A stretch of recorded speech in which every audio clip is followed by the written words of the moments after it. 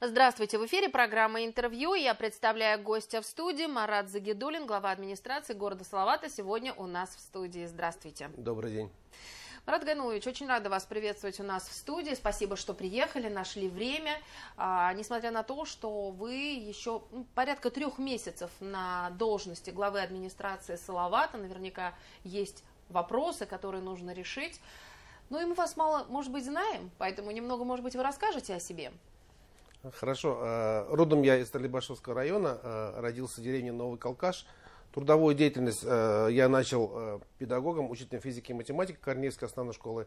После этого работал заместителем директора, директором, методистом, специалистом. Потом 10 лет проработал начальником отдела образования. Дальше перешел на работу в строительную отрасль, работал заместителем директора крупной строительной компании. Потом работал директором этой строительной компании. Позже переехал в город Уфу, работал в Башкирском государственном педагогическом университете имени Мифтахиддина Акмуллы в качестве заместителя директора управления карьерного развития и рекрутинга.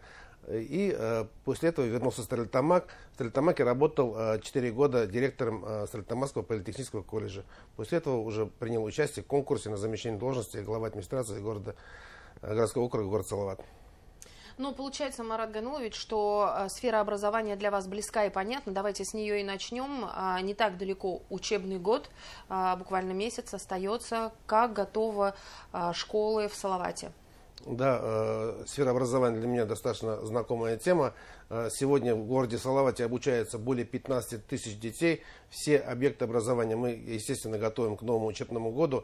По федеральной программе у нас в 4 школах проходит капитальный ремонт на общую сумму более 450 миллионов рублей. Данные школы на стадии готовности. На сегодняшний день мы собираем мебель, готовим аудитории, кабинеты, классы. К 15 августа все школы города будут готовы.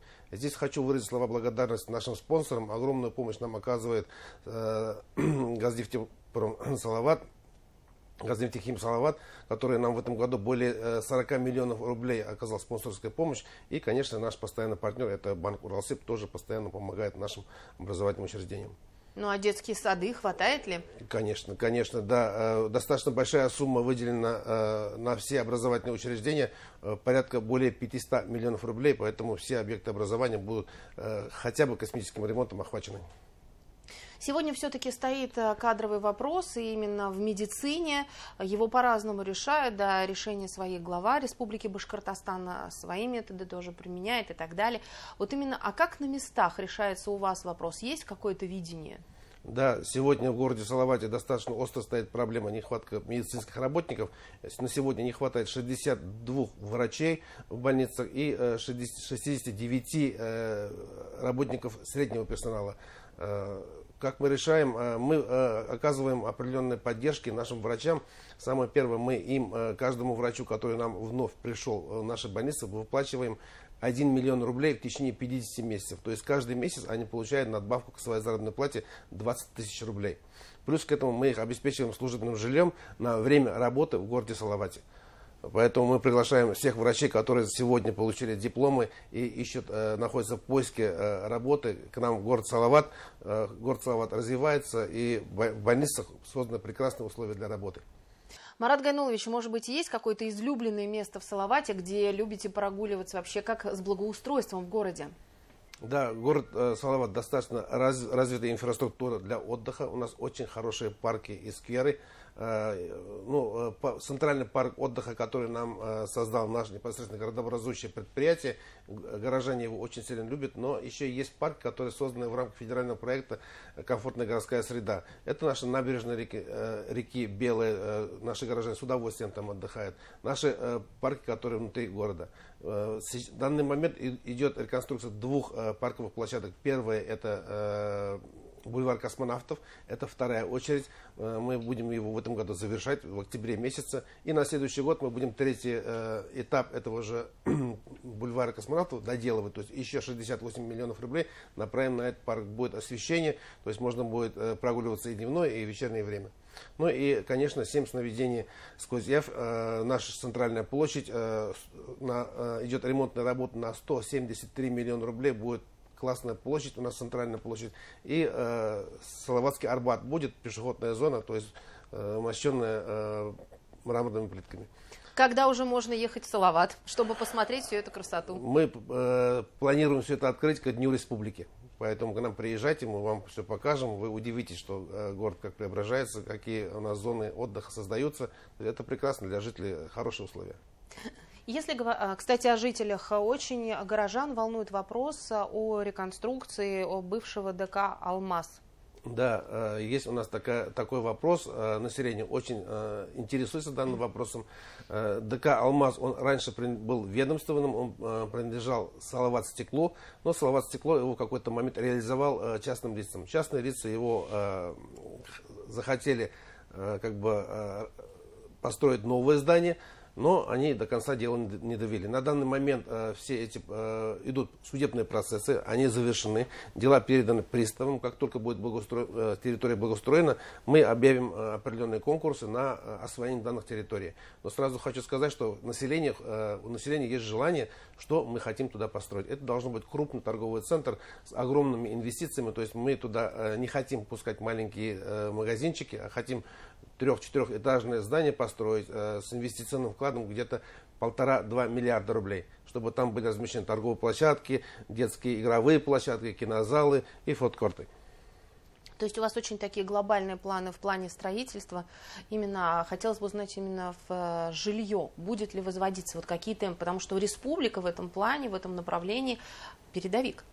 Да, к сожалению, в Салавате с 23 года ни одно жилье многоквартирное не было сдано, поэтому в этом году при встрече с министром строительства мы обговаривали данный вопрос и приняли решение, что в Салавате в этом году будет начато строительство 6-подъездного 9-этажного дома. Его будет строить жилищный фонд. Все концепция у нас уже обговорена, проектная работа уже находится на стадии разработки. То есть мы в этом году начнем строительство.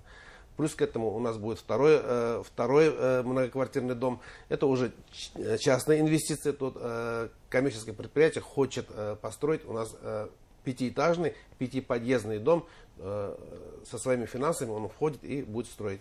Договоренность тоже есть. Марат Гайнулович, и, естественно, одна из проблем, которая волнует всегда всех жителей, это дороги. Как у вас обстоит с дорогами? Да, в Салавате еще одна есть крупная проблема, это наши дороги. Но дороги на территории всего города у нас достаточно, скажем так, ушатанные. Жители у нас жалуются на это постоянно. Но сейчас мы принимаем такую программу, что все средства у нас теперь в городе не будет прямых договоров, то есть все договора будут на конкурсной основе, и все средства, выращенные с экономии, будут направлены на капитальный или частичный, или ямочный ремонт наших автомобильных дорог. Буквально в июне месяце мы совместно с нашими предприятиями, одна из проблемных участков была индустриальная дорога. Это дорога, которая еще один выезд на трассу, это выезд в сады. Там ездят маршрутные автобусы, она была достаточно сильно разбита. Население к нам обратилось за помощью. Мы экстренно отремонтировали данную дорогу усилиями наших предприятий нашего города. То есть каждое предприятие вкладывало определенную сумму, и город вложился, и мы сделали частичный ямочный карточный ремонт данной дороги. На будущий год мы планируем его включить в реестр капитальных ремонтов и потратить на него где-то 60 миллионов рублей денег.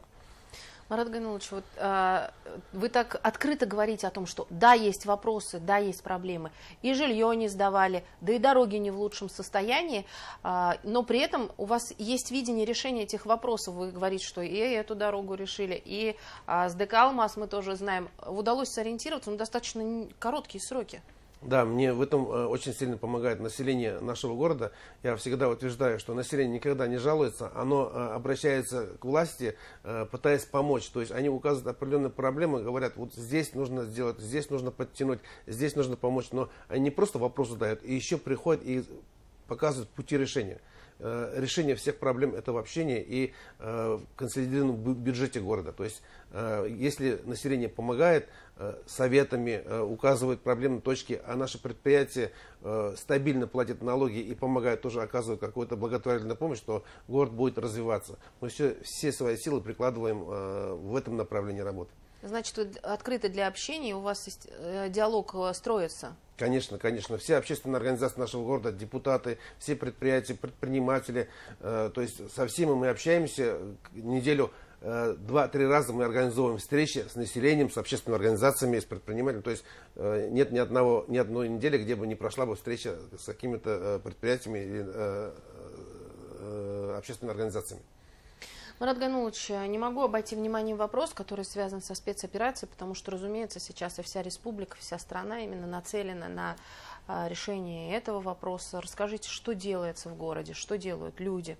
Да, на самом деле специальная военная операция – это одна из первоочередных задач, которая у нас стоит, задача номер 1.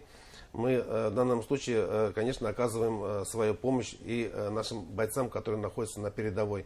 Это, конечно, гуманитарная помощь. За все время у нас город Салават направила 15 гумконвоев. Я скажу, что гумконвои достаточно большие. Они едут несколькими большими фурами и пытаются доставить груз до каждого солдата. Очень много личных посылок мы тоже доставляем прямо до солдатов, чтобы они их получили. Это часть теплоты от дома. Но участвуют в сборе гуманитарной помощи абсолютно все. Это наши депутаты, это наши предприятия, это наши предприниматели, это бюджетные организации, это наши дети пишут письма, изготавливают талисманы. Это наши волонтеры, которые, начиная от мала до серебряных волонтеров, все готовят изделия, все готовят какую-то помощь, посильную помощь оказывают. Но не только они вещами и деньгами помогают специальной военной операции. Ребята у нас и приезжают на время отпуска. Здесь для них организованы все условия и в больницах, и психологи. То есть мы все свои силы направили на помощь нашим бойцам. То есть только тогда мы можем их поддержать, их дух держать на высоком уровне, если будет постоянная поддержка со стороны Родины. Расскажите, а вот возвращаются бойцы, которые вот ветераны уже, да, по каким-то комиссованные и так далее. Им, может быть, какое-то трудоустройство оказывается? Помогаете? Конечно, конечно. Вот по этим вопросам у нас есть специальная комиссия, которая постоянно работает, да и я сам постоянно каждую неделю их принимаю. То есть нет дней записи для участников специальной военной операции. Если какой-то участник специальной военной операции идет в администрацию, хочет ко мне, он приходит беспрепятственно, без записи, без ничего. Он пришел к Алхачу главе, он приходит, со мной разговаривает, мы все эти вопросы обсуждаем. Если нужно трудоустроить, мы приглашаем тех ребят, которые могут их трудоустроить. Бывают же разные ситуации, что по некоторым по состоянию здоровья нельзя куда-то идти. То есть мы выходим из положения, находим рабочие места и трудоустраиваем. То есть вопросы бывают разные, не все, конечно, могу я их озвучить, но вот один из тех случаев, который мне за душу берет, когда мы были в зоне специальной военной операции с гуманитарной помощью, ко мне подошел один из наших ребят, который из Салавата, он говорит, мне, говорит, ничего не надо, мне, говорит, только одно, говорит, пожалуйста, сделайте, моя мама, говорит, болеет, но никак не могу, говорит, уговорить ее пройти в больницу и пройти обследование. Можете вы поговорить, чтобы она прошла? Я по приезду сразу приехал, встретились мы, главврачом переговорили, она уже прошла обследование, все нормально со здоровьем. Мы сообщили нашему бойцу, он доволен, мать довольна. То есть вот они, будучи даже на специальной военной операции, заботятся о своих близких. То есть они говорят, нам ничего не надо, у нас все есть. Нам главное, вот, поддержите нашу семью. Если там спокойно, если у них все хорошо, нам спокойно здесь.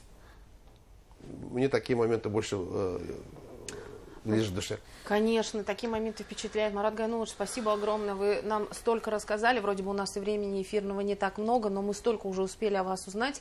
И такие детали, которые, конечно, говорят о том, что задач много, но самое главное, чувствуется, что вы их решаете. И решаете и точечно, и адресно. Спасибо вам огромное, что, несмотря на занятость, пришли к нам в студию, поговорили, пообщались с нами. Я надеюсь, что мы с вами еще не раз увидимся и обсудим будущие перспективы Салавата. Спасибо. Спасибо вам большое.